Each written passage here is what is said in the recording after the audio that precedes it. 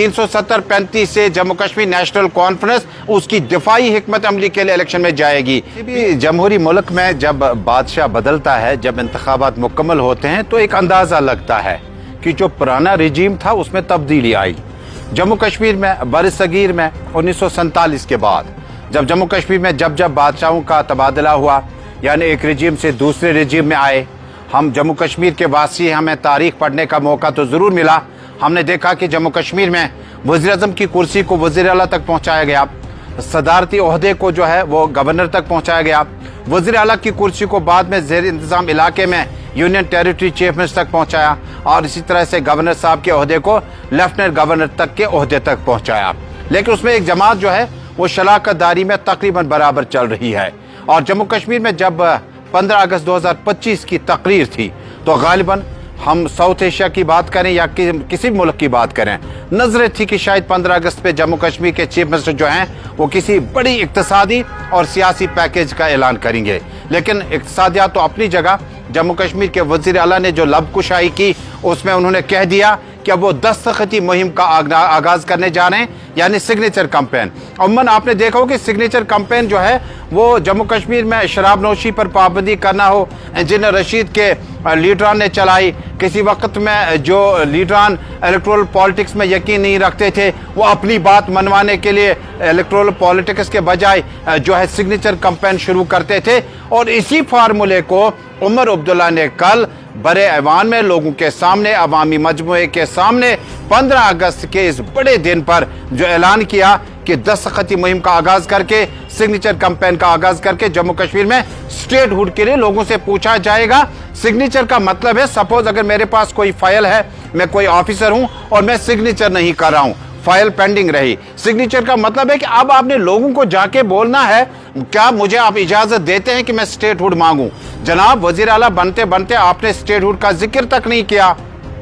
State hood तो खुले आम बीजेपी कहती है, अपनी पार्टी कहती है, बाकी हम ख्याल जमातें जो है वो स्टेट हुड मांगती है। आपने तो अपनी तकरीरों के दौरान कहा कि कौल और फैल में तजाद नजर आया मुझे। आपने कहा था 370-35 से जम्मू कश्मीर नेशनल कॉन्फ्रेंस उसकी दिफाई हिकमत अमली के लिए इलेक्शन में जाएगी।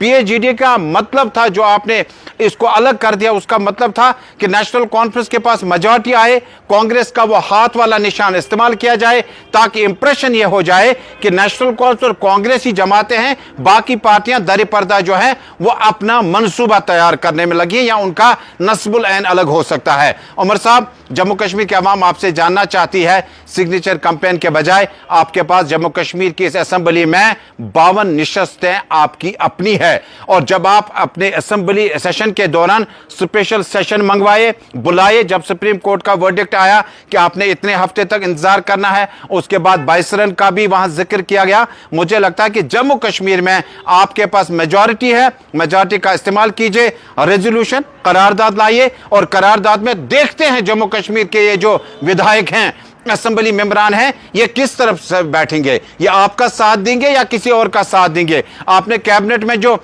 स्पेशल स्टेटस का ऑर्डर लाया उसका मुंह तो बड़ा कमजोर है। आपने पीडीपी का जो रेजोल्यूशन था उसको ड्रॉप करा के कैबिनेट के रेजोल्यूशन पे बात की। कैबिनेट में फैसले किए जाते हैं कि जम्मू कश्मीर में हम तामीर और तरक्की अफसरान के तबादले कैसे करेंगे, और फैसला जो होगा वो जम्मू कश्मीर की असेंबली से आ जाता। मुझे उम्मीद है देर आए दुरुस्त आयत, आपके सलाहकार भी हैं, आपके मंत्री भी हैं, आपके वालिद साहब हयात हैं, उनके पास सियासी बसीरत बहुत ज्यादा है। मुझे लगता है नेशनल कॉन्फ्रेंस का इजलास बुलाए। 370 से पहले जो आपने गैस सिलेंडर की बात की, 200 यूनिट्स की बात की, उस पर आप रिव्यू लीजिए कि पार्टी का बाहर इस वक्त इमेज कैसी है।